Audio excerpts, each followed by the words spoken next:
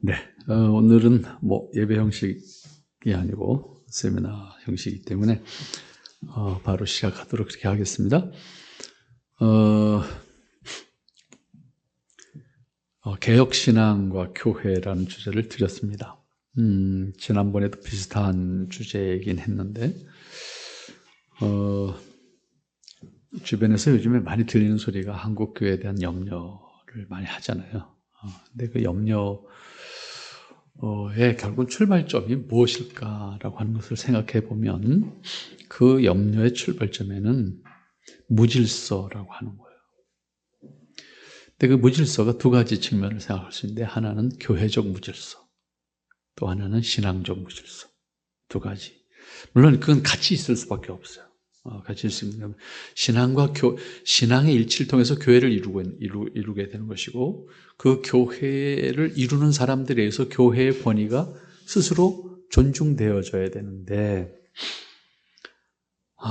이게 우리 한국 교회의 지금 가장 큰 문제 가운데 하나가 아닐까라고 하는 거예요. 그래서 교회적 무질서라는 말이 좀 피상적으로 들릴 수 있는데 이런 거죠. 우선 개교회에서 생각해 보면 신자들의 모습을 볼 수 있어요. 신자들. 한국 교회는 신자들이 뭐 오늘까지 예를 들어서 여기 주님의 뜻 이룸교회 다니다가 뭐 다음 주에 다른 교회 가버리면 그만이에요. 이 과정에 어떠한 거리낌이 없어요. 그죠? 그리고 또 동시에 가서 등록하면 그날부터 교인이야. 뭐 이런 거죠. 근데 이게 일반 신자만 그러냐? 교회도 마찬가지입니다. 이게. 교회도 이 교단에서 저 교단에서 뭐 끊임없이 왔다. 이 과정 속에서 교회의 권위라고 하는 것이 교회의 권위라고 해서 세속권이 아니잖아요. 세속권이라고 하는 것은 정부의 법에 의해서 권위를 위임받은 조직에 의해서 정부의 권위가 보존되잖아요. 근데 교회의 권위라고 하는 것은 쉽게 표현하면 이런 거죠. 무질서해서, 다시 말하면 어떤 법을 어겼어. 그러면 경찰에 의해서 제지가 돼. 통제권이 있어요. 정부에는. 그죠? 교회는 통제권이 없는 거예요. 근데 없는 게 아니에요. 사실 있어요. 이게 문제예요.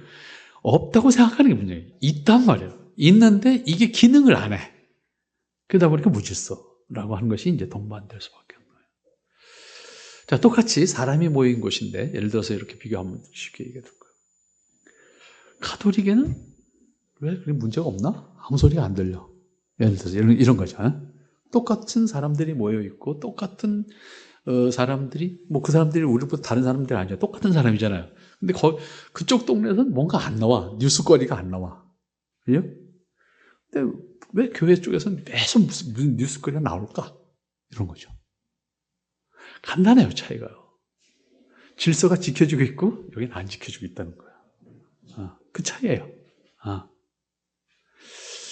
그러니까 결국은 똑같은 교회인데, 뭔가 카톨릭 그러면, 오히려 뭔가 세상 사람들이 볼 때는 뭐예요?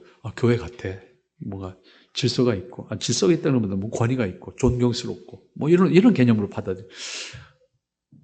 프로테스탄트 교회로 뭔가 아무튼 뭐 좀 이상한 사람들이 다니는 거야. 요즘은 그런 느낌이에요. 그 세상 사람들이 느낄 때 교회 모습이 왜 그럴까라고 하는 건데, 물론 신학적인 원리의 내막을 들여다보면 그게 왜 그렇게 나타나는지에 대한 이해를 할 수 있어요. 근데 일반적으로 이 부분에 대한 이해가 교회 안에는 없어요. 그러다 보니까 우리 스스로의 문제임에도 불구하고 이걸 어떻게 해결할 것인지에 대한 생각을 못해요. 그냥 탓만 해요. 교회가 왜 그래? 뭐 이런 탓이죠, 보통. 이게 사실은 제일 안타까운 거예요. 그럼 교회는 그런 원리가 없어서 그런가? 아니, 원리가 있는데 문제는 원리를 몰라. 이제 이게 가장 큰 문제. 어차피 가톨릭과 비교했으니까 한번 얘기합시다. 가톨릭이라고 하는 것은, 가톨릭 교회 형성의 원리는 감독주의잖아요. 우리가 이제 일반적인 교회 형성의 원리로 말하면 감독주의 원리고, 감독주의 원리 중에서도 프로테스탄트한테 물론 감독주의가 있으니까, 교황을 절대 자로 생각할 만큼, 다시 말하면 교황을 그리스도의 대행자의 권위를 둔단 말이에요. 그래서 보이는 권위를 가지고 있어요. 교황은 보이는 권위죠. 그래서 교황의 통치권이 전 세계 교회를 지배하는 거야. 이 권위는 누구도 거역하면 안 되는 권위예요. 그러니까 로마에 있지만 로마의 교황이 전 세계의 교회에 대한 통치권을 가지고 있어요. 이 통치권이 실제로 작용을 해요. 그래서 그 교회들에서 일어나는 모든 문제에 대한 관할권을 다 가지고 있다. 그러니까 가톨릭 안에는 우리식으로 말하면, 세속 정부로 말하면 가톨릭은 교회이면서 정부예요. 그 기능을 다 가지고 있어요. 정부의 기능을. 그래서 검찰권이 있고 사법권이 있고 재판권이 있어요. 교회 안에. 그래서 교회 안에는 법원이 있어요. 상설 법원이 있어요. 오케이? 그런 과정 속에서 신자 한 사람까지 통치가 돼요. 신자. 여러분들 가톨릭 신자들이 설렁설렁 교회 다니는 것 같잖아요. 설렁설렁 교회 다니는 우리가 볼 때는, 그죠? 뭐 우리처럼 빡세게 안 다니는 것 같은. 설렁설렁 다니면 그 교회에서 아무런 대접을 못 받아요. 주일을 미사를 못 참석했다. 주중에라도 갔다 와야 돼. 안 갔다 오면 그거에 대한 회개를 해야 돼요. 이 회개가 이루어지지 않으면 그 다음에 성찬에 참여할 수 있는 자격을 안 줘요. 근데 가톨릭에서 성찬에서 참여할 자격을 안 주면 어떻게 돼요? 이게 이제 우리 신앙하고 다른 거예요. 속죄를 못 받는 거예요. 실제로. 왜냐하면 속죄권 자체가 신부에게 있기 때문에. 그러니까 설렁설렁이 안 되는 거예요. 반드시 해야 되는 거예요. 안 됐을 때는 그거에 대한 징계가 반드시 와요. 그래서 반드시 그거에 대한 회개를 하고 대신에 그 신부가 그것에 대해서 어떻게 하라는 말을 하면 그대로 실천해야 돼요. 이게 통치권, 신앙에 대한 통치권이 실제로 작용을 하고 있기 때문에 철저하게 질서 안에서 살 수밖에 없어요. 이게 구조적으로 가지고 있는 가톨릭의 구조의 원리예요. 그 때문에 신자 개인만이 아니에요. 신부도 똑같아요. 신부도 그 조직 속에서 똑같은 위의 신부. 그러니까 신부들도 고해성사를 하는 신부가 정해져 있어요. 자기 문제에 대해서 또 고해성사를 해야 되는 신부가 또 정해져 있다고. 똑같은 과정 속에 있는 거예요. 그러니까 실제로 통치가 이루어지는 거야. 실제로. 그 때문에 교회 안에서 문제가 바깥으로 나올 수가 없어요. 문제가 없는 게 아니라 바깥으로 나올 수가 없는 거야. 교회 안의 문제는 교회 안에서 해결돼요. 다. 아까 말씀드린 대로 가톨릭은 기본적으로 교회지만 동시에 정부다. 그런 표현했어요. 실제로 정부예요. 유엔에 공식적으로 국가로 등록된, 바티칸시티가 도시국가로 등록되어 있는 유엔 정회원이에요. 그렇기 때문에 교황이 오게 되면 교황은 국가 수반으로서의 예우를 해야 돼요. 그냥 교황이 아니라고. 국가의 수반으로 우리나라 온다 그러면 국가 수반에 대한 예우를 해야 되는 거예요. 그러니까 국빈 대우를 해야 되는 거예요. 그러니까 공항에서부터 국빈 예우를 해야 되는 거야. 이게 공식이에요. 그러니까 유엔의 국가니까 결국 우리나라에 교황청 대사관이 있어요. 대사가 있다니까 우리나라에. 이런 질서 속에서 움직여요. 그렇기 때문에 무질서가 보일 수가 없어요. 이미 무질서한 것이 그 안에 다양한 요소, 사람이 모여있는 것인가 똑같은 문제들이 그 안에 다 있다고. 있지만 그 안에서 다 해결이 되는 거야. 그 안에서. 그리고 그것에 순종하지 않으면 가톨릭에서 쫓겨나는 거야. 그냥 간단하게 표현하면. 때문에 거기에 순종하지 않으면 안 되는 거야. 자, 이렇게 가톨릭은 쉽게 표현하면 보이는 권위에 의해서 통치되는 교회, 이렇게 볼 수가 있어요. 그래서 교회적 질서가 잡혀 있는 거예요. 신앙적 질서도 똑같아요. 성경의 해석권을 교황에게만 줬기 때문에 일반 신자들이 자기 마음대로 해석하면 안 되는 거예요. 그러니까 신앙이 하나일 수밖에 없는 거예요. 이게 장점이에요. 단점은 성경을 사사롭게 볼 수 없다는 게 단점이잖아요. 성경을 통해서 은혜를 내가 받아야 되는데 이게 안 되는 거지. 그거에 대한 가톨릭 안에 견해들이 또 있어요. 하지만 어쨌든 최종적인 권위는, 다시 말하면 성경적 입장이라고 하는 표현을 하더라도 최종적인 권위는 교회가 인정해야 돼요. 이때 교회란 말은 교황이에요. 교황이 인준한 것만 인정이 되는 거예요. 나머지는 사사로운 거예요. 그리고 거기에 준해서만 이야기가 가능한 거예요. 그러니까 교회적 질서라고 하는 것은 이미 통치권에 의해서 확보가 되어 있는 것이고, 그것을 확보하는 신앙이 여전히 또 그 안에 있으니까 신앙의 질서 역시 그 안에 딱 잡혀 있는 거예요. 그래서 가톨릭의 신앙은 외부에서 보면 질서가 분명해요. 그러니까 여러분들이 주변에서 혹시 가톨릭 신자들하고 이야기하거나 주변에서 많이 보죠.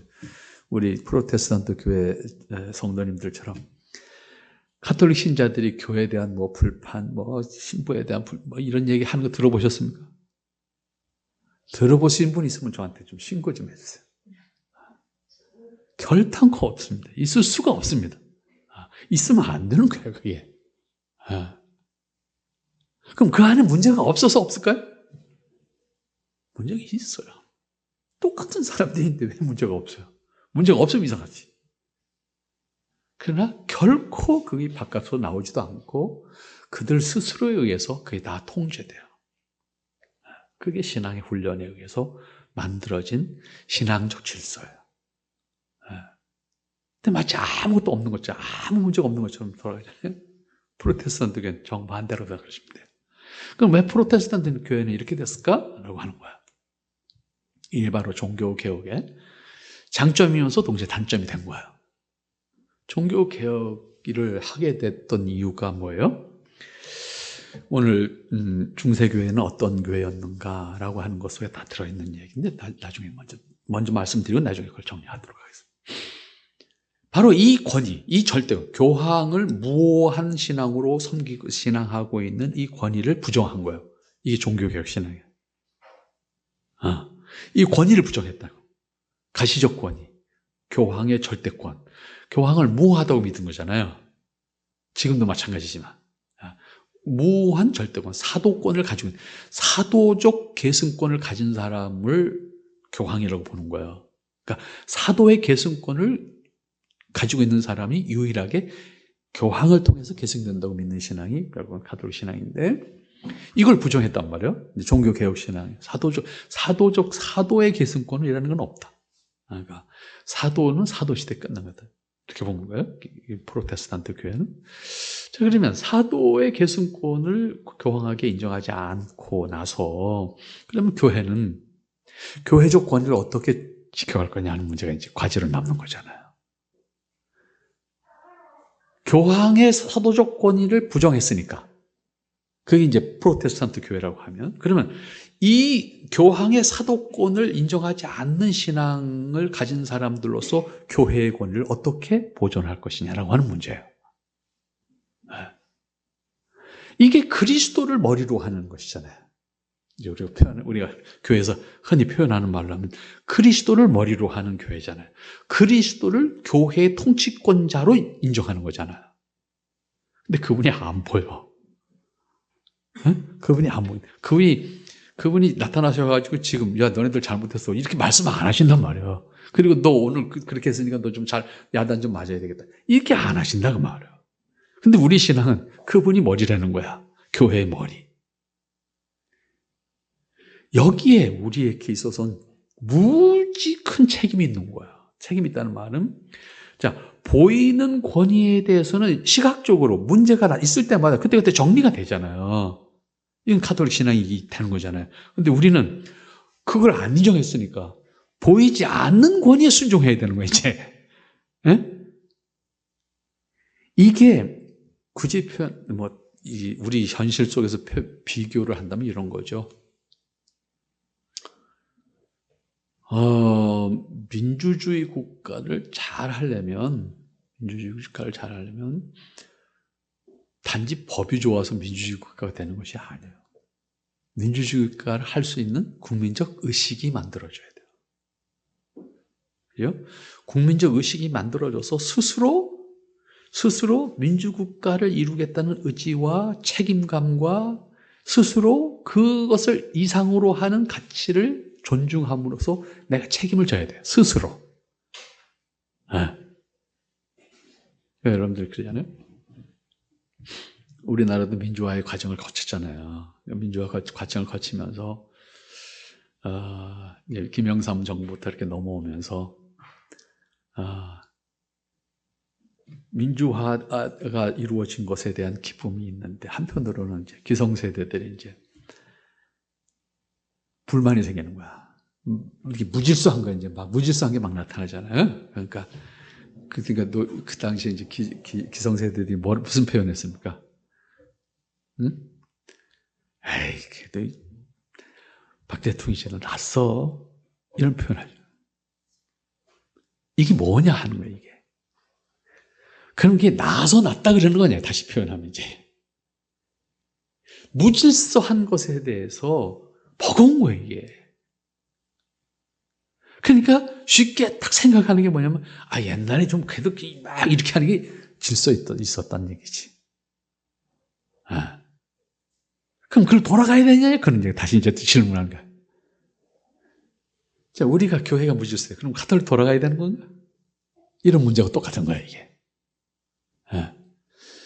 민주주의 국가가 성공하려면 국민적 의식이 그 민주주의를 이상으로 하는 가치를 스스로 책임질 수 있는 의식으로 성장을 해서 각자가 책임을 져야만 거의 가능해져요.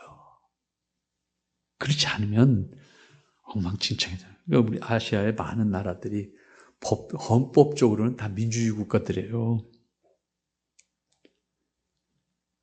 근데 엉망진창이잖아요. 인도 보세요. 필리핀 보세요. 가장 소위 법적으로는 가장 민주주의 법을 가지고 있어. 근데 안 되는 거예요. 안 되는 이유는 인도가 얼마나 많아요. 종족이 얼마나 많아요. 언어가 몇 개예요. 필리핀도 달지 않잖아요. 모든 국민이 각각의 자기 책임을 다하는 그런 의식을 가지고 민주주의라는 가치를 이루겠다는 책임을 져야만 국가적 질서와 민주주의 이상의 자유를 누릴 수 있는 국가를 만들 수가 있는 거예요. 그게 안 되면 차라리 뭐가 나? 독재가 나는 거예요. 그렇게 생각하는 거예요. 나은 게 아니라. 왜? 독재하면 시키는 대로만 하면 돼. 그러면 아무 문제가 없는 거예요. 그럼 난 편안한 거 신경 쓸 거 없고. 그러니까 탈북한 사람들이 대한민국에 와서 탈북한 사람들이 한 3만 4천 명 돼요. 탈북해서 우리나라에 사는 사람들이 3만 4천 명쯤 되는데 그 중에는 적응하지 못하는 분들이 계세요. 그 적응하지 못하는 분들이 뭐야? 바로 그런 거예요. 저기서는 시키는 대로만 하면 편안한 거야. 마음이 신경 쓸 거 없는 거야. 근데 여기는 하나씩 여기까지 다 자기가 책임져야 돼. 이게 버거운 거예요. 왜? 그렇게 살아본 적이 없잖아. 이게 버거운 거예요.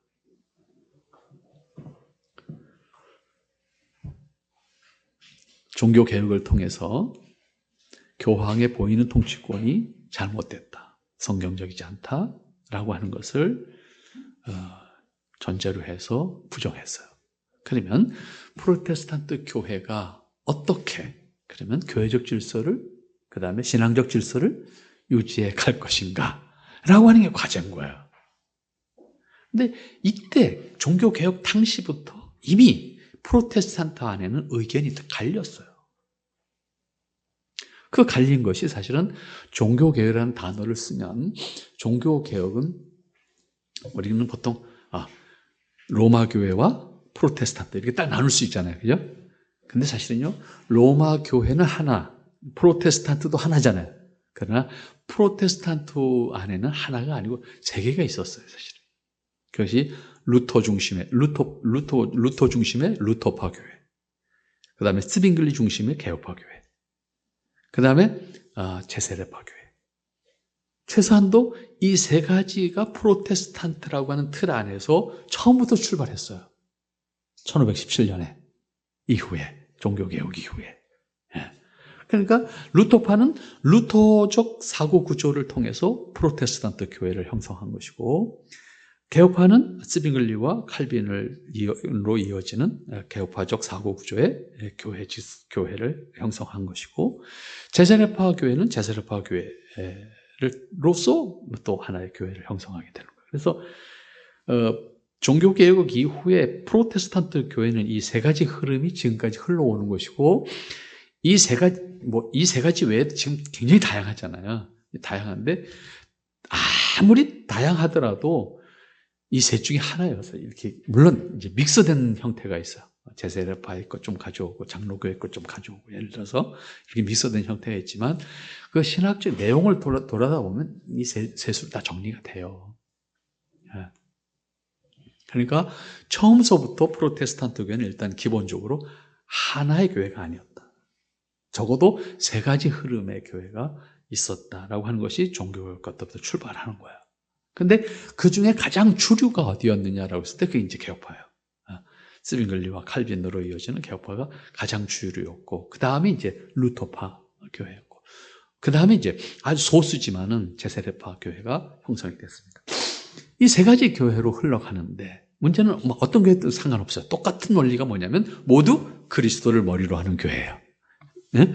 교회 루터파든 개혁파든 제세례파든 교회는 그리스도를 머리로 하는 교회라고 하는, 보이지 않지만 그분이 교회의 유일한 통치자이시다. 그러므로 그분을 머리로 하는 몸을 이루는 것이 이 땅의 교회다. 그렇죠? 우리는 그리스도의 몸을 이루는 지체라고 그러잖아요, 교회를. 또 신자들을, 그죠? 교회의 지체라고 표현하잖아요. 그런 의미에서 그리스도를 머리로 한다고 하는, 그리스도를 통치권자로, 유일한 통치권자로 삼는다고 하는 건 똑같아. 이 세 그룹이. 예, 다 다르지 않아요. 세 그룹이 다 똑같아요.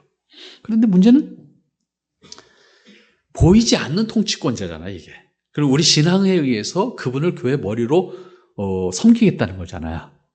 그러면 교회는 이때 교회는 목사든 뭐든 다 포함해서요, 교회를 형성하고 있는 모든 사람은 그리스도를 머리로 교회의 통치권자로서 그리스도를 머리로 하는 것에 대해서 우리는 신앙으로 순종해야 되는 거예요. 보이는 통치권이 없으니까 신앙으로 그것에 대해서 순종해야 된대. 문제는 각자 신앙이 달라. 나는 이렇게 할 거야, 너는 이렇게 할 거야. 이렇게 되는 거잖아요. 여기 다시 첫 번째 문제가 있고, 이 문제를 해결하는 것이 결국은 교회 형성의 원리와 똑같은 원리가 같이 있어요. 그것이 바로 신앙 고백이라고 하는 거예요. 우리 교단이 채택하고 있는 신앙 고백서가 웨스트민스터 신앙 고백서잖아요. 웨스트민스터 신앙 고백서를 공유한 가치, 이게 신앙의 질서예요. 그러니까 웨스트민스터 신앙 고백서가 고백하고 있는 내용이 사실상 보이는 권위가 되는 거야. 우리가 눈으로 확인할 수 있는 거니까. 이 웨스트민스터 신앙 고백서의 신앙적 가치를 공유함으로써, 모든 사람이 공유함으로써 이 질서에 스스로 순종하는 거야. 이때 순종은 스스로 순종하는 거야. 왜? 보이는 권위가 없으니까.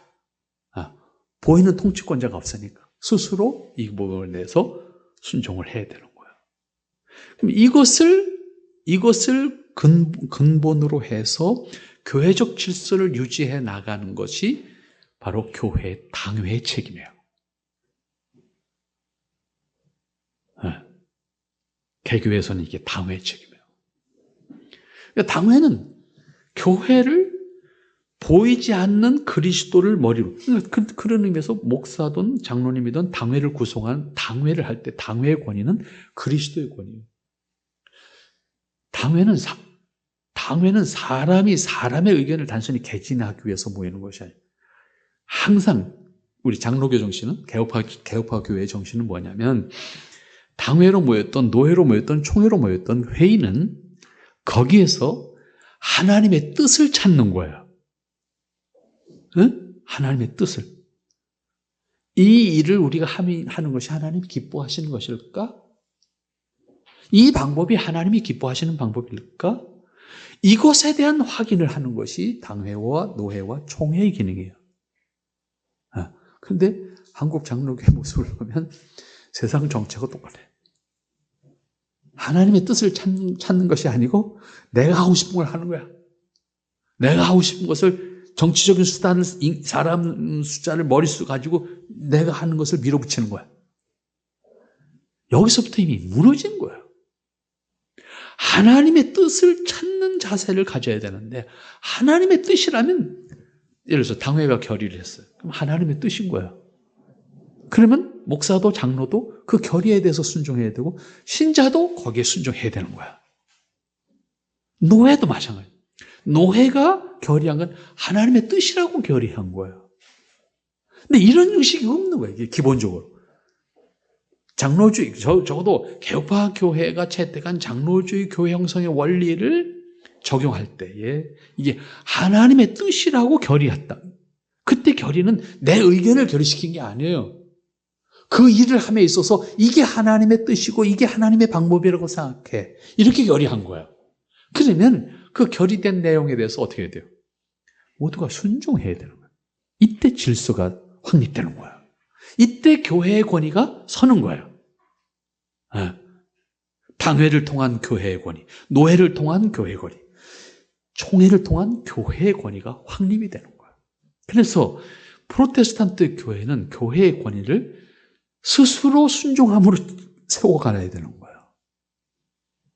그런데 구성원 우리 자신부터가 그 권위를 부정했으니까 세상 사람들이 볼 때는 자연히 교회의 권위 없는 거예요. 그러니까 교회의 권위가 가시적 권위가 아닌 거예요. 불가시적 권위인데 그것을 대행하는 것이 장로주의 원리를 택한 개혁파 교회는 당회와 노회와 총회인 거예요. 이게 안 되는 거예요, 한국 교회. 그러니까 이 원리가 우리 이렇게 아까 말한 민주주의를 잘하려면 이제 국민의 민도가 높아져야 된다 이런 표현했잖아요. 장로교회도 마찬가지고 신자들의 신앙의식이 높아져서 스스로 그 질서에 순종할 수 있고 스스로 그 신앙적 질서에 순종할 수 있는 신앙적 자세를 가질 때 신앙의 질서와 교회의 질서가 유지가 될 수 있는 거예요. 그렇지 않으면 교회의 질서가 유지될 수 있는 방법이 없어요. 그러다 보니까 교회 안에서도 결국 교회적 질서 안에 질서를 확립하기 위해서는 방법이 없는 거예요. 다른 방법이 없는 거예요. 그럼 다른 방법은 한 가지예요. 우리 교회 큰 교회가 돼가지고 그 교회 목사님 마음대로 할 수 있으면 그게 제일 권위 있는 거예요. 누구도 못 말리는 거예요. 이런 예가 되는 거예요. 그러니까 요즘에 한국 교회에서 뭐 세계적인 총회가 한 번 있었잖아요. 최근에 이번 주간에 지난 주간에 그게 재밌는 게 뭐예요? 그걸 보면서 어쨌든 하겠다는 열정이 있으니까 그 열정은 내가 존중한다. 근데 뭐 총회는 반대기를 했어. 근데 개교회는 해. 이미 교회 권위는 없는 거예요. 이미. 이게 한국교회가 사회로부터 지탄을 받게 되는 원인이 되는 거예요. 교회적 권위를 스스로 부정한 거죠. 총회는 반대했는데 개교회는 해.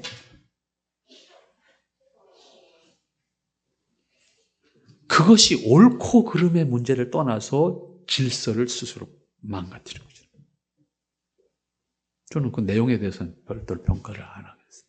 그러나 우리가 시각적으로 볼 때, 외부에서 이렇게 볼 때 이게 뭐지?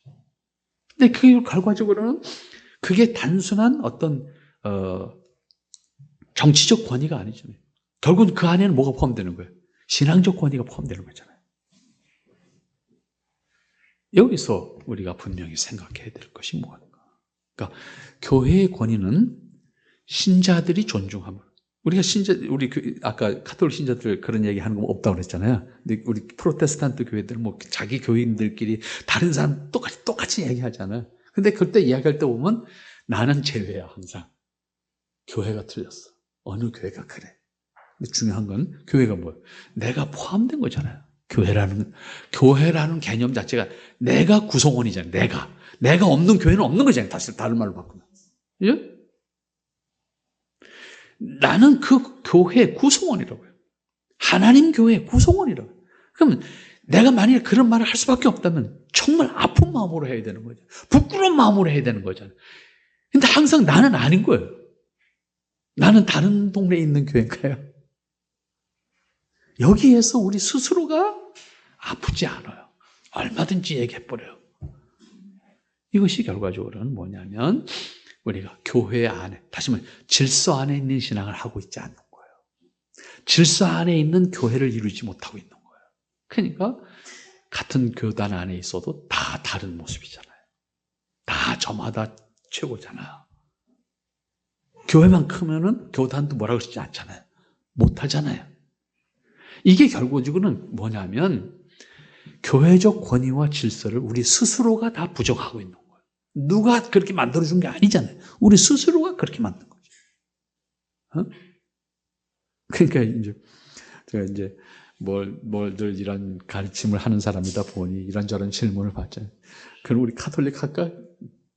카톨릭 하면 확 잡혀요. 근데 프로테스탄트 교회 안에도 감독주의를 채택한 교회들이 있잖아요. 예를 들어 감리교 같은 경우는 서열이 분명해요. 평소에 이렇게 앉아서 뭐 이야기할 때는 잘 몰라. 밥 먹으러 가면 금방 딱 갑니다. 서열이 딱 섭니다. 어?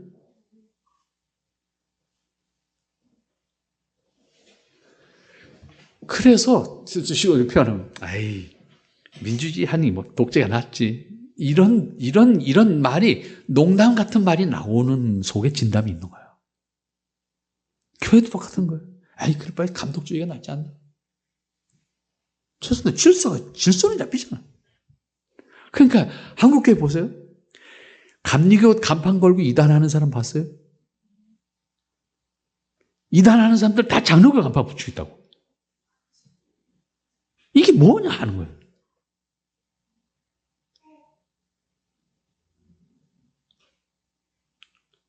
무질서예요.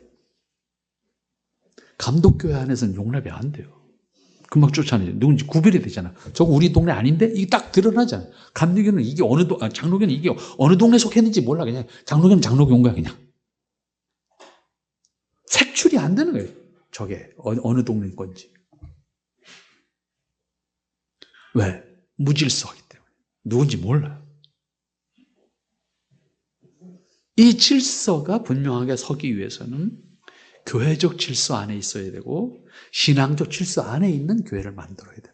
이게 보이는 권위로 만들어지는 것이 아니라 보이는 권위는 이미 부정했으니까 우리 종교개혁을 통해서 우리는 이제 보이지 않지만 우리 스스로의 신앙에 의해서 교회적 질서와 신앙적 질서를 지켜가야 되는 거예요. 그런데 이것이 우리들 스스로가 우리 안에 그런 의식이 만들어져 있지 않다라고 하는 것이 한국교회가 가지고 있는 가장 근본적인 문제다라고 하는 거죠. 그러면 왜 종교개혁 당시에 프로테스탄트 교회는 보이는 그런 권위, 다시 말하면 교황적 권위를 부정하고 프로테스탄트 교회로서 그리스도를 머리로 하는 교회적 질서를 말하게 되었는가? 우선 기본적으로 그게 성경적이니까. 가장 큰 좀 성경. 교회의 권위는 그리스도, 그리고 신앙의 권위는 성경. 이게 분명한 거예요. 그러면 중세교회는 어땠을까? 380년 기독교가 로마의 국교가 됩니다. 기독교가 로마의 국교가 된 이후에 1517년 종교개혁이기까지 중세교회는 말 그대로 로마의 국교였어요. 기독교가 국교라니까요. 기독교가 국교가 됨으로써 기독교가 세계화됐어. 이때 세계화는 로마 제국이 차지하고 있는 모든 땅에는 기독교잖아요. 있는 거잖아요. 그러니까 선교적인 측면에서 보면 굉장히 유리했죠. 국교가 됨으로써 기독교가 전 세계 종교가 된 거잖아요. 그 자체의 성과만 보면 굉장히 굉장한 거죠, 이게. 성과가. 근데 여기에 이제 다시 문제가 생긴다는 거예요. 국교가 되면 종교가 세속 정치의 권위를 갖게 돼요. 그죠? 왜냐면 정치와 같이 있으니까, 종교가. 정치와 같이 있으니까 종교가 세속적 권위를 갖기 시작해요. 그러면 교회가 하고 싶은 걸 다 할 수가 있어. 그러면 이게 이 교회가 가져야 되는 순수성이라고 하는 것이 유지가 되냐면 유지가 절대로 안 됩니다. 어느 사람도 마찬가지예요. 누가 돼도 마찬가지예요. 대통령이 되면 그 대통령이 되는 순간에 그 밑에는 온갖 잡배들이 모입니다. 간단해요. 왜 모입니까? 뭔가 이해관계 때문에 모이는 거예요. 대통령을 위해서? 아니요. 그걸 통해서 뭔가 하나 잡으려고 다 모인다니까요. 근데 나 그러려고 왔어. 절대로 안 그러지. 오직 당신을 위해서 충성합니다. 오직. 예? 무너지는 과정을 보세요. 다 똑같아요. 다르지 않습니다. 이 말 다시 바꾸면 이런 거예요. 정치적 힘을 가지게 되면 거기에는 온갖 부정한 것이 모입니다. 교회도 다르지 않아요. 똑같아요. 왜? 국교였기 때문에 더해요. 황제가 어떤 것을 결정할 때 교황이 영향력을 줄 수가 있어요. 얼마든지. 특별히 중세교회 신앙을 통해서. 왜? 교황도 교황이 아니라 황제도 고해성사를 해야 돼. 응? 황제라고 고해성사를 안 해줄 수 있는 게 아니야. 황제라도 고해성사를 해야 돼. 고해성사가 뭐예요? 내 죄를 신부 앞에서 고백하는 거야. 그 다음 어떻게 되겠어? 황제 아니야 할아버지라도 신부한테 꼼짝 못하지 이제. 왜? 내 죄를 누가 알아 지금? 신부가 아는 거예요. 그때부터 어떻게 되는 거예요?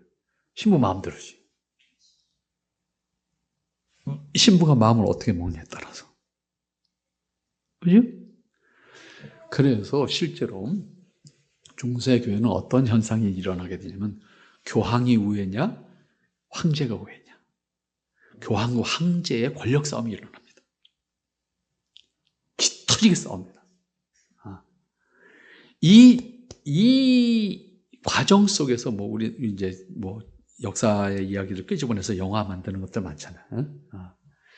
그런 영화가 나오게 된 이유가 바로 여기 있는 거예요. 그래서 결국은 황제가 우위냐 교황이 끊임없이 싸웁니다. 그 개중에는 사실 그 결정적인 역할을 한 사람이 샤를마뉴 대제라고 하는 사람입니다. AD 800년에 황제가 됩니다. AD 800년에 황제가 될 때 이 샤를마뉴 대제가 스스로 왕관을 쓰기를 원치 않았어요. 교황 앞에 가서 교황이 씌워주는 황제의 관을 쓰기를 원했어요. 그러니까 스스로 이 샤를마뉴 대제부터 스스로 황제가 교황보다 낮은 사람이 된 거야. 스스로 가서 교황한테 가서 황제로 인정받는 왕관을 쓰기를 원했어요. 그리고 교황에게 충성할 걸 약속하죠. 이때부터 교황은 절대권을 가지는 거예요. 그러니까 샤를마뉴 대제가 왕관 쓴 다음에 어떻게 해요? 샤를마뉴 대제의 큰 공헌이 뭐냐면 유럽 전역을 기독교화하는 거예요.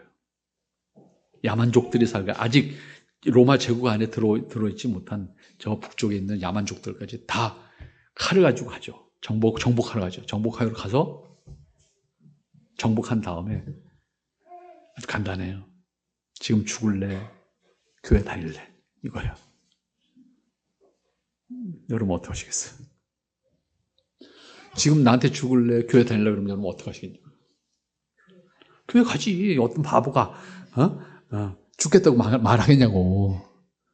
그렇게 해서 기독교를 통일시킨 게 샤를마뉴 대제예요. 유럽 전역을 칼로 지배해서 그다음에 칼로 가져가서 지금 죽을래 교회 다닐래 이렇게 된 거예요. 그러니까 교황 입장에서는 얼마나 충성스러운 황제야 이게. 교회가 해야 될 선교를 황제가 다 한 거야. 이때부터 교황의 권위가 절대권을 가지게 됩니다.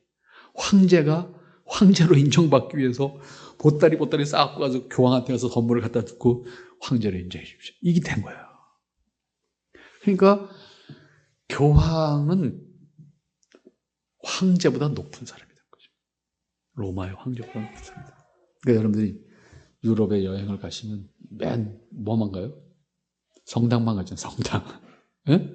아니면 정원 찾아가는 정원. 성당과 정원을 주로 이제 여행을 가면 가게 되는데 정원이 누구 정원이에요? 그게 다 대주교나 교황의 정원들입니다. 황제의 정원보다 내 정원이 더 커야 되는 거야. 황제의 집보다 내 집이 더 커야 되는 거야. 그게 남겨진 게 지금 우리가 유럽 여행 가면 가서 보는 정원들이에요. 다 그게.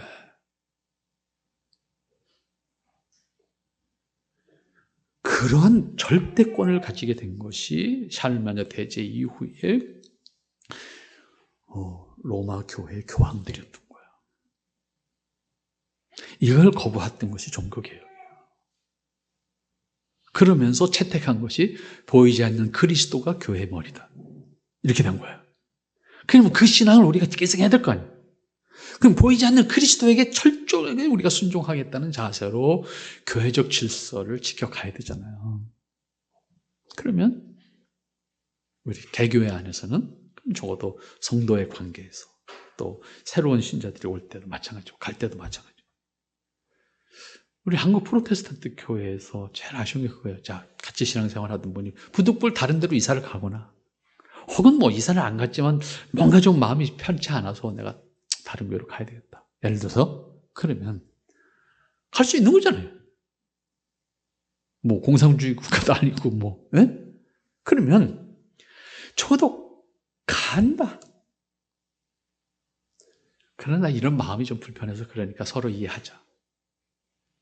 서로 그거에 대한 서로 존중해 주면 되는 거예요. 그러면 성도의 교제가 유지되잖아요. 원수 아니잖아요. 예? 유지되잖아요. 그리고 오늘까지 함께했던 지체들과의 관계 속에서 아쉬움이 있지만 나는 그렇게 선택했어. 그러니까 이해를 해. 그리고 앞으로 우리가 따로 있지만 신앙을 통해서 우리가 함께하도록 우리가 함께 기도하고 나눌 수 있으면 나누고 그러니까 선한 마음을 함께 할 수 있는 거잖아요. 원수 아니잖아요, 이게.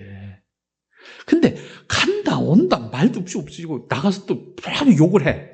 그럼 뭐 어떡하자는 거예요? 그 욕하는 것이요 그냥 욕하는 게 아니잖아요. 결국 교회의 권위가 무너지는 거잖아요. 신앙의 권위가 무너지는 거잖아요. 이 생각을 안 한다니까요. 어느 정도로 우리가 그런 면인데 무감각하냐면요. 이런 거죠. 1970년대에 저 부산에 있는 고신축 교회가 이제 화란 개혁파 교회랑 자매 교회를 맺고 화란 개혁파 교회에 이제 그 선교사가 이제 한국에 와서 고신대학에서 이제 가르치는 일을 했어요. 그때 어떤 선교사가 우리 이름으로 고재수라고 하는 선교사가 있었어요. 고재수.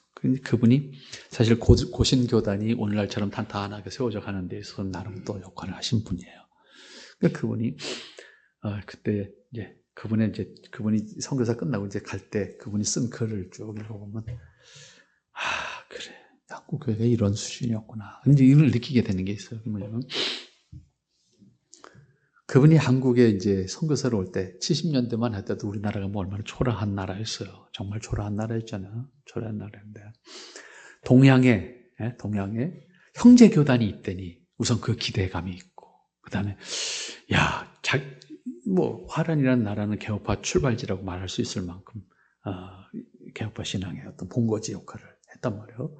근데 동양에 그런 형제 교단이 있다니까 그게 기쁘고 근데 모르잖아요, 사실은. 지금처럼 뭐 인터넷이 있어서 뭐 정보를 습득하는 이게 아니, 뭐 그 당시 우리나라가 뭐 무슨 나라예요? 정말 가난하고 못 사는 나라 밖에는 이미지가 없는. 근데 그런데 그런 나라에 우리 형제 교단이 있다니까 기대감이 큰 거예요. 그래서 이분이 한국에 올 때, 자기가 소속돼 있는 교회 담임 목사님한테 가서 내가 한국에 선교사로 가는데 내가 무만 성도인, 다시 말하면 배찬 회원의 자격이 있다, 성찬을 받을 수 있는 자격이 있다는 증명서를 하나 해달라 했대. 그걸 써갖고 이제 그 목사님한테 증명서를 하나 받아가지고 왔어. 왜? 성찬을 하면 내가 성찬을 꼭 형제교단의 성찬에 참여하고 싶다. 그래서 성찬을 받기 위해서 이제 그 증명서를 해갖고 왔는데 문제가 뭐냐면 성찬을 안 해. 몇 달이 지나가도 성찬한다는 소리가 없는 거야, 한국교회. 이분이 나가는 교회에서. 근데 언제쯤 가게 성찬을 한다는 거야. 그러니까 이 사람이 한국 형제교단에 와서 처음 성찬에 참여하는 거잖아요. 이게 기쁜 거야. 근데 자기가 정회원으로 인정될 거냐 안 될 거냐가 이제 이 사람은 이제 건진거리가 된 거야. 그러니까 이제 자기는 이미 준비해갖고 왔잖아. 내가 배찬을, 다시마 성찬을 받을 수 있는 배찬 회원으로서의 무험하다라고 하는 증명서를 담임 목사님한테 받아갖고 왔으니까 그걸 가지고 목사님을 쫓아간 거야. 쫓아가서 어렵게 얘기를 하는 거지. 이제 이걸 내놓고, 목사님, 내가 다음 주 성찬에는 꼭 참석하고 싶습니다. 내가 무험하다는 그 배찬 회원으로서의 자격이 있음을 내가 가지고 왔습니다. 내놨단 말이에요. 목사님 뭐라고 그랬겠어요? 응? 목사님 뭐라고 그랬겠죠? 그냥 참석하면 되지, 뭘 고민을 하냐고. 이렇게 된 거야. 그러니까 이분이 이게 또 뭐지? 그러면 이게 뻥해지는 거죠. 나를 어떻게 알고? 물론 선교사로 왔고 목사니까 그냥 자연스럽게 참석할 수도 있겠지. 근데 상식이 안 되는 거예요, 이 사람들. 왜? 배찬 회원을 결정하는 게 당의 권한이에요. 우리는 그런 절차가 없는 거예요. 그리고 이분이 이제 한국에서 이제 사역을 마치고 이제 돌아갈 때 이분이 회고록 비슷하게 쓴 글 속에 이 얘기가 나온다고. 한국에 그 기대감을 가지고 왔는데 이제 실망했던 거, 이런 것도 쓰고, 또 기대하지 못했던 뭐 좋은 이야기도 쓰는데 그 글 속에 이 이야기가 나와요. 그러면서 이제 그 글을 이제 그 글을 쓰고서 뭐 어쩌다 평가는 안 했지만 자기가 한국 교회를 처음 경험하면서 느꼈는데요. 그만큼 우리는 교회적 질서에 무감각한 거예요. 그러니까 한국 교회가 무질서해질 수밖에 없는 거예요. 그분은 떠날 때부터 한국 교회가 나를 성찬에 참여시켜줄까 말까 걱정을 하면서 왔는데 정작 내놓으니까 그냥 참석하면 되지 뭐 이렇게 걱정하냐. 이 마디가 쉽게 표현하면 참 편안한데 이건 또 뭐지? 라고 하는 이 질서 속에 있었던 사람의 입장에서는 이해가 안 되는 거예요.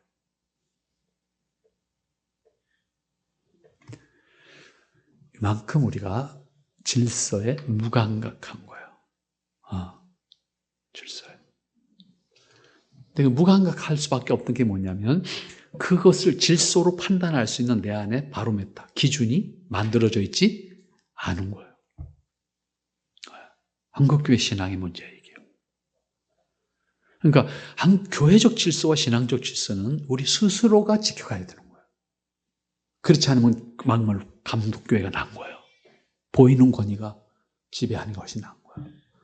제가 요즘에 한 감리교회 역사를 지금 개교회사를 써주고 있는데 제가 감리교 공부 제대로 하고 있습니다. 그걸 쓰려니까 내가 감리교를 알아야 되잖아. 하면서 용어가 참 우리 이제 장로교 용어하고 다른 용어들이 많아요.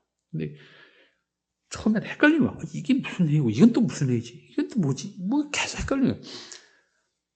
그런데 이게 감독주의 특징이 이런 거구나라고 하는 것을 제가 새삼 감리교의 감독주의 특징을 최근에 그 개교회사를 쓰면서 깨닫게 되는 것들이 있어요. 이런 거구나. 우리식으로 말하면 당회장이 있잖아요. 당회장이 거기서 이제 구역회장이라고 해요. 구역회장. 근데 구역회라고 하는 말은 우리 교회가 하나의 구역이야. 이제 감리교 용어로 바꾸면. 그런데 우리 교회 주변에 이제 담임 목사님이 없는 교회가 있어. 그러면 그 교회는 우리 구역에 속한 교회예요. 대교회지만 구역회로 말하면 예를 들어서 주님의 뜻 이룸 교회 구역이야. 정치적으로 볼 때는 개교회가 아닌 거야. 그러니까 모든 권한이 여기 있어. 여기서 결정하는 대로 결정되는 거야. 이런 통치권이 있어요. 그런데 구역회장을 담임 목사님이 하지만 감리사가 오면 구역회장은 감리사가 해. 그러니까 개교회 감독권을 가지는 거예요. 이 결의는 잘못됐어. 시정을 하라고 요구하면 시정해야 되는 거야.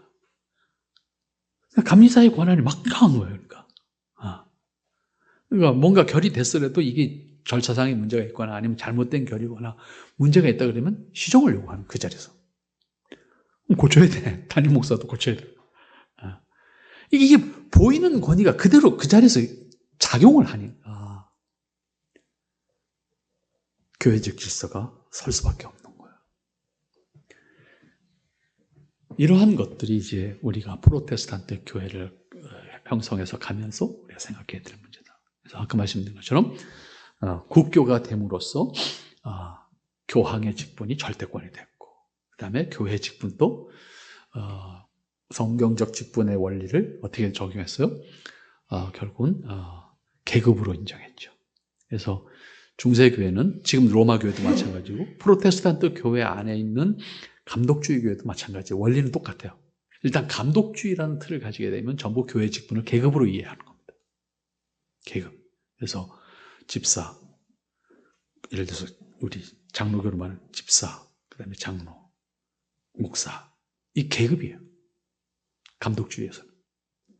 근데 그것이 성경적이지 않다라고 선언한 것, 이제 정리한 것이 프로테스탄트 교회, 특별히 장로교회와 제사례파 교회는 계급으로 인정하지 않았어요. 이것은 하나의 교회를 섬기는 직분으로 이해를 했어요. 그러니까 하나의 교회, 그리스도가 통치권자고 그리스도를 머리로 하는 직분이에요. 이 직분은 평등한 거예요. 하나님의 교회를 섬겨가는 직분에 이걸 정치적인 용어로 바꾸면 평등성이라는 단어를 씁니다. 평등성. 이렇게 이해했단 말이에요.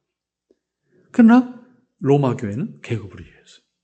그러니까 계급이 같은 신부라고 할지라도 똑같은 신부가 아니에요. 신부를 뜯어. 그 다음에 이제 우리 남자분들 군대에서는 계급이 똑같아도 뭐가 중요해요? 기수가 중요하고 그 다음에 보직이 중요해요. 보직이. 똑같은 계급이라도 보직이 뭐냐? 그거에 대해서 군대 말로 끝발이 있는 거야. 똑같은 계급이지만 계급이 똑같다고 해서 똑같은 게 아닌 거야. 보직이 뭐냐? 그거에 대한 끝발이 있는 거야. 가톨릭에 있어서 성직자의 개념은 그런 겁니다. 똑같은 신부죠. 신부지만 그 사람이 어떤 보직을 갖느냐. 그래서 그 다음에 만들어져요. 그 직함이 만들어지잖아요. 그러니까 신부. 보통 우리가 신부를 말하면 개교의 신부잖아요. 개교의 단임. 이걸 이제 가톨릭 용어로는 본당 신부 내지는 주임 신부 이렇게 표현합니다. 가톨릭 용어로는. 그러니까 본당이라는 단어가 이제 우리 프로테스탄트 교회는 예배당을 본당이라고 했잖아. 근데 본당이라는 용어 자체가 사실 가톨릭적 용어예요. 본당이라는 말은 신부가 있는 교회를 본당이라고 하는 겁니다. 신부가 없는 교회는 뭐예요? 공소. 우리 식으로 말하면 공소입니다. 공소에서는 미사를 할 수가 없어요. 왜? 신부가 아니면 미사를 집례할 수가 없기 때문에. 그래서 본당 신부가 공소에 주일날 오전에 미사를 했으면 오후에는 내가 어느 공소 간다 그러면 그 공소는 오후에 미사가 있는 거예요. 신부가 안 가면 미사는 못 하니까. 반드시 신부가 있어야만 미사가 가능하니까.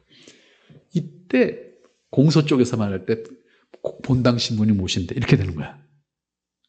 그러니까 이 사람을 다른 말로 이제 주임 신부라고도 표현하는데 주임 신부가 있는 교회를 본당 이라는 단어를 쓰는 거야. 똑같은 신부지만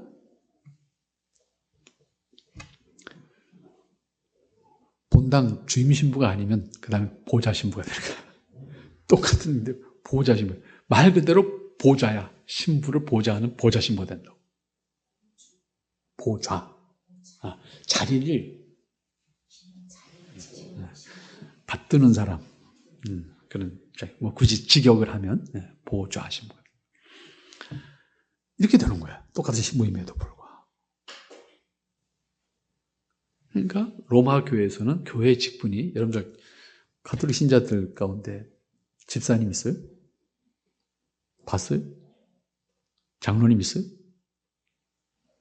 가톨릭에는 신자에게는 직분이 없습니다. 어떤 직분도 없습니다. 굳이 표현하면 교회에서는, 그러니까 교회 직분은 없고 교회에서 이제 운영하기 위해서 우리 식으로 표현하면 남전도 회장은 있어. 여전도 회장. 이걸 이제 그 사람들은 뭐라고 그러더라? 응? 아니요, 교구장은 신부 중에서도 높은 사람입니다. 교구장이라는 말을 쓸 수가 없고, 교구장이라고 하면 예를 들어서 가톨릭의 인천교구의 교구장, 이제 답동성당의 신부가 교구장이 되는 거예요. 그러면 인천교구 안에 있는 모든 가톨릭 교회는 그 사람의 통치권을 받는 거예요. 그러니까 일반 신자한테는 신도회장, 그 이상의 의미가 없어요. 그러니까 그냥 말 그대로 그냥 우리 식으로 말하면 남전도회장, 여전도회장 이거밖에 없어요. 교회 직분 자체가 가톨릭에는 없습니다. 집사도 신부고 장로도 신부고 목사도 신부입니다. 그래서 신부 안에 계급이 있는 거예요. 그래서 이러한 감독주의 교회를 신학적인 용어로는 고교회주의 이런 단어를 씁니다. 고교회주의, 하이처치라고 하는 단어를 쓰는데, 고교회주의는 교회를 신부를 교회로 보는 거예요. 평신도를 신부로 보는 게 아니에요. 평신도라는 단어도 사실은 이 고교회주의에서 나오는 단어예요.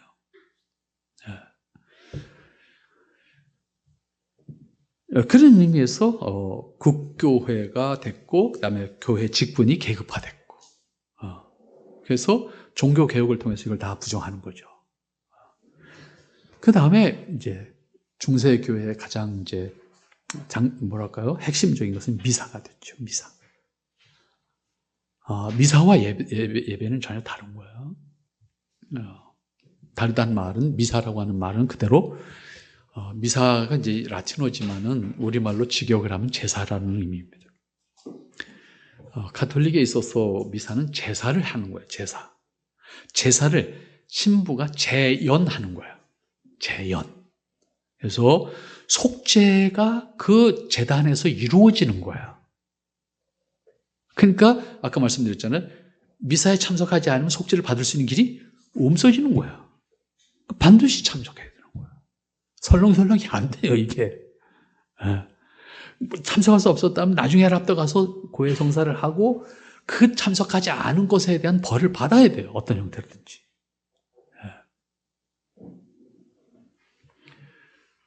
그렇기 때문에 미사라고 하는, 미사로 발전, 중세교회가 이제 예배가 미사로 발전을 하게 돼요. 미사로 발전하게 됨으로써 제사가 구현되는 거예요. 속죄가 여기서 재현이 되는 거예요. 그리스도의 몸을, 피를 나누면서 그것을 통해서 속죄가 여기서 이루어지는 거야. 그러다 보니까 제사가 되다 보니까 속죄권을 신부가 가지게 돼요. 그러니까 신부가 사하노라고 하지 않으면 죄를 용서받을 수가 없는 거가 돼요. 속죄권을 신부가 가졌다고 하면 여러분 어떻게 하겠어요? 목사님이 속죄권을, 여러분들에 대한 속죄권을 목사님이 가졌다고 하면 여러분 어떻게 하겠냐고. 속에서 무슨 일이 있어도 목사님 말 들어야 돼요. 그렇지 않으면 방법이 없어. 천국 갈 수 있는 방법이 없어지는 거예요. 그냥 간단하게 표현하면. 그렇지 않아요? 죄를 신부한테 다 고백을 해야지만 천국 간다라고 판단하는 거예요? 속죄권이라는 게? 고백해야죠. 고백 안 하면 죄를 용서받을 수 있는 길이 없으니까. 그러니까 절대권을 가진 거예요, 속죄권이. 근데 그 속죄권이 어느 정도였어요? 종교개혁 당시에. 죽었던 사람도 속죄할 수 있었어요. 면벌부를 팔았잖아요. 면벌부를. 지금 이 사람은 구원하는 게 아니에요. 언제 죽었는지 우리 조상 언제 죽었는지 모르는 사람도 내가 그 조상을 위해서 면벌부를 사면 그 사람이 천국에 간다는 거야. 그 정도 권한이면 대단한 권한 아니에요? 실제로 여러분들이 언제 여기서 똑같 비슷한 얘기를 여기저기서 얘기해서 어디서 얘기했는지 모르니까 들었으면 다시 용서하시고 드시고. 여러분 불과 30년도 안 됐지. 30년 가까이 됐고요. 요한 바오로 2세가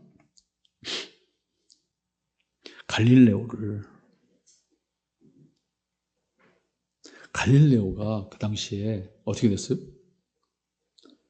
로마 교회가 신성 모독죄로 지옥에 보냈어요. 야, 하늘이 도냐? 지구가 도냐? 모를 때니까. 천동성 지도수를 말하는 이 갈릴레오를 갖다가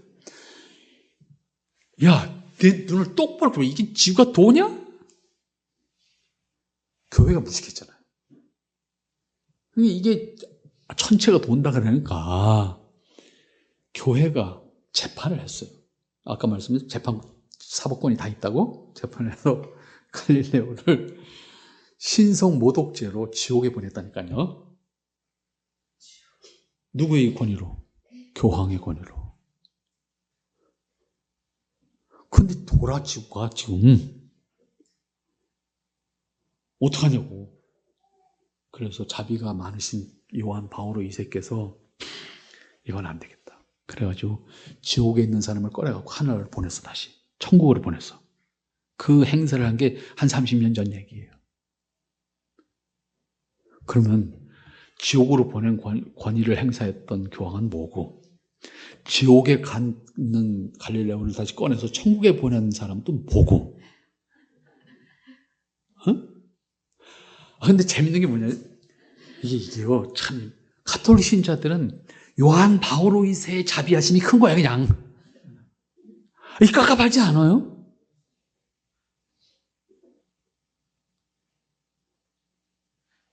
이게 지금 이 시대에 일어난 얘기예요. 뭐 제가 지어낸 얘기가 아니잖아요. 이 얘기가. 신부의 속죄권이 그 정도로 막강한 거예요. 이 정도의 막강한 권한을, 속죄권이라는 걸 가지고 있는 게 신부의 권이라고. 여러분 목사님이 그 권위를 가지고 있다면 여러분 목사님 앞에서 어떻게 하겠냐고. 그러니까 이건 아니다. 속죄권은 그리스도만 가지고 있는 것이지 인간이 가질 수 있는 것이 아니다 라고 천명한 것이 종교개혁이에요. 그러니까 미사가 발전할 수밖에 없었던 것은 속죄권이 신부에게 있었기 때문에 결국은 그 속죄권을 유지할 수 있는 방법이 뭐예요? 미사예요. 그래서 미사신앙으로 발전하는 거예요. 미사신앙으로 발전. 그래서 미사를 절대화하는 거죠. 그래서 여러분들이 그런 경험을 하셨는지 모르지만 우리 기독교 안에, 특별히 개혁파 교회 안에서는 그래서 성찬을 개인적으로 할 수 없게 돼 있잖아요. 교회법에. 성찬을 개인적으로 못하고 반드시 공적으로만 시행할 수 있다. 공적으로. 왜? 중세교회는 개인적으로만 시행해요. 그러니까 달타냥 삼총사 한번 보세요. 그거 보면 그 얘기를 알고 보면 이게 재밌어. 대부분 뭐기 때문에 그냥 달타냥 싸움하는 것만, 우리가 그 삼총사 싸움하는 것만 보지 왜 그랬을까는 이해를 못하는 거예요. 영주들이, 돈 많은 영주들이 신부를 고용하는 거야. 전용 신부로. 여러분 삼총사에 나와 이게 다. 신부를 고용해가지고 내가 오늘 죄를 질 거야, 나가서 이제. 그러니까 내가 들어오기 전에 내 죄를 다 용서해 놓고 있어라고 나가서 죄 진다니까. 에? 이렇게 되는 거예요. 권력이 있고 돈 많은 사람이 전용 신부를 고용. 왜?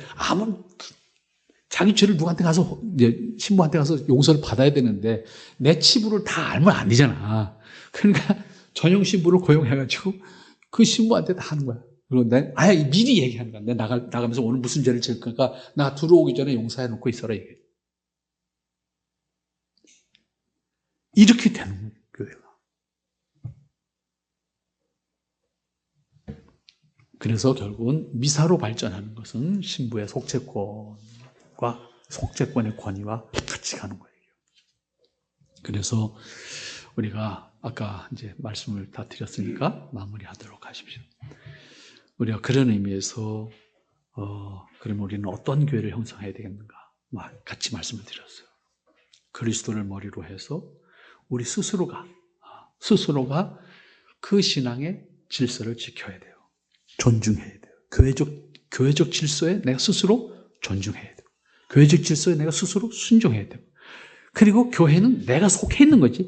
내가 교회를 구성하고 있는, 형성하고 있는 구성원이지 내가 3인칭이 될 수가 없는 거예요. 교회를 말하면 나를 말하는 거야. 나는 여기 있고 저기 있는 교회를 얘기하는 게 아니고 어디 있는 교회를 얘기하든 그리스도의 몸이잖아요. 예를 들어서 우리가 속해 있는 교회가 아니더라도 거기 있는 교회라도 그건 주님의 교회라고 하면 그건 주님의 몸이잖아요. 또 다른 몸이잖아요. 그런 아픔을 가지고 책임 있게 얘기해야 돼요. 그냥 말하기 쉽다고 표현해서는 안 된다고 말이죠. 내 스스로가 먼저 신앙적 질서와 교회적 질서를 지켜야 된다라고 하는 것을 전제로 행해야 되는 것이고, 그런 의미에서 교회 직분은 단순히 권위가 아니에요. 섬김이에요. 교회의 직분은 스스로 섬기는 거예요. 내 직분을 통해서 집사의 직분이 감당해야 될 것, 장로의 직분이 감당해야 될 것, 목사의 직분이 감당해야 될 것, 이거를 스스로 감당하는 거예요. 누구 때문에, 뭐 때문에 가는 거예요. 직분을 나한테 허락하신 하나님이 그리스도의 마음을 이루기 위해서 이 직분을 내게 주신 거예요. 그리고 서로 그 직분을 존중할 수 있어야 돼요. 아까 말씀드린 것처럼 로마 교회처럼 교회의 직분이 계급이 아니기 때문에 존중함으로 그 권위가 보존되는 거예요. 그리고 존중함으로 교회가 아름다운 거예요. 어떤 지배하는 사람이 있어서 아름다운 교회가 되는 게 아니에요. 교회의 직분을 통해서 우리는 섬김으로 아름다운 교회를 이루어야 되고, 이 과정 속에서 우리는 철저하게 하나님을 경외함으로 그리스도를 머리로 하는 순종의 삶이 있어야 돼요.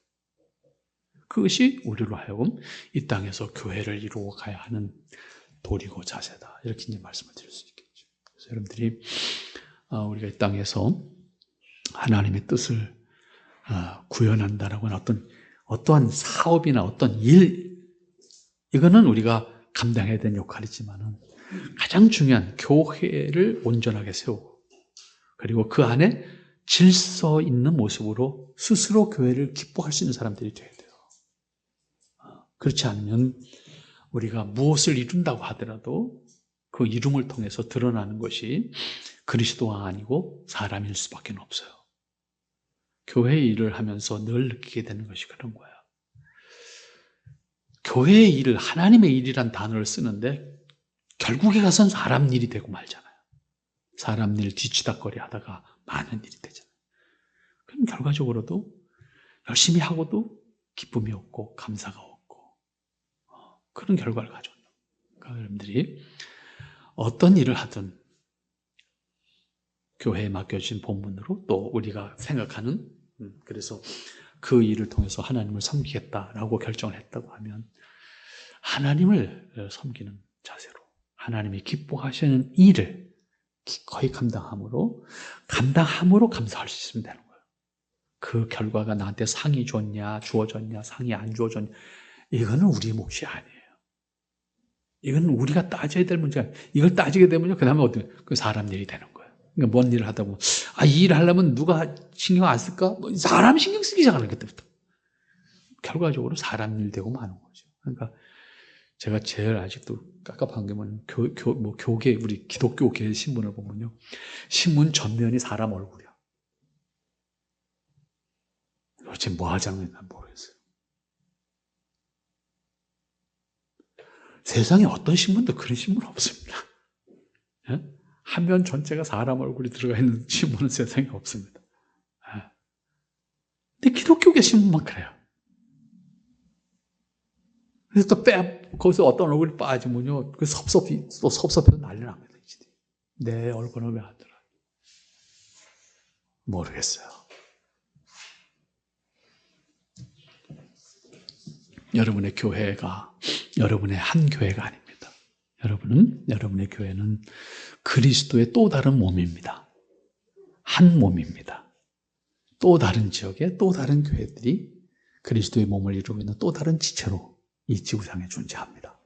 그러므로 우리는 같은 뜻을 가지고 정말로 하나님이 기뻐하시는 교회를 이루고 그 이루어가는 과정 속에 교회적 질서와 신앙적 질서라고 하는 것을 존중함으로 한국교회가 이렇게 무질서해서 사람들에게 실망을 주는 그런 모습에서 극복할 수 있는 그런 날이 와야 될 겁니다. 근데 그것은 어떤 절대적인 권력자가 나타나면 되는 게 아니에요. 모든 교회가 그리스도를 머리로 순종하는 교회가 되어야 돼요. 그 질서 안에 있는 교회가 되어야 됩니다. 기도합니다. 감사합니다. 아버지 하나님, 저희들이 하나님 앞에서 늘 송구한 마음으로 고백할 수밖에 없는 저희들인 것을 다시 한번 하나님의 긍휼을 구한 가운데 고백합니다. 아버지 하나님, 우리를 살피시고 인도하셔서 하나님 앞에 합당한 자로 설 수 있도록 축복해 주시옵시고 하나님 보시기에 아름다운 교회를 이루어갈 수 있는 주님 뜻 이룬 교회가 되도록 축복해 주시며 이 땅의 많은 교회들이 주님의 교회로 그리스도의 몸을 이루고 있는 각 지체인 것을 고백하면서 하나님 세상으로부터 존경받는 교회, 신뢰받는 교회, 그리고 하나님의 사랑을 나누고 영원한 복음을 나눌 수 있는 교회가 되게 하옵소서. 예수님의 이름으로 기도합나이다. 아멘.